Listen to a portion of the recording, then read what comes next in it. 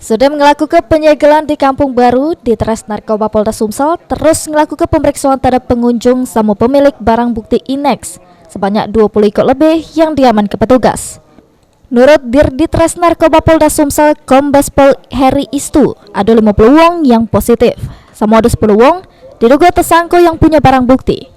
Dari 10 wong yang diduga tersangka, 5 wong positif tes urinnya, salah satunya tukang parkir. Jadi 50 orang yang positif, kemudian yang ada di sekitar itu ada 10 orang yang kita duga terkait dengan barang bukti yang ada ditemukan. Barang buktinya tuh kalau yang di Cafe Batman tuh ada 2 butir di sekitar situ, kemudian di luarnya ada 20 butir. Yang kita orang yang sekitar itu kita curigai, kita angkat. Yang 20 butir tuh ada tukang parkir.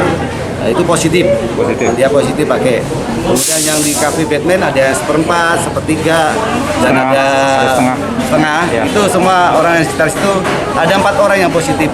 Jadi total dari 10 orang yang kita duga yang terkait dengan itu 5 yang positif. 5 positif. Selain dari 50 orang yang kita berarti semua total 55 orang. Ya, 50 orang. Berarti dari barang bukti itu sudah mengarah ke tersangka.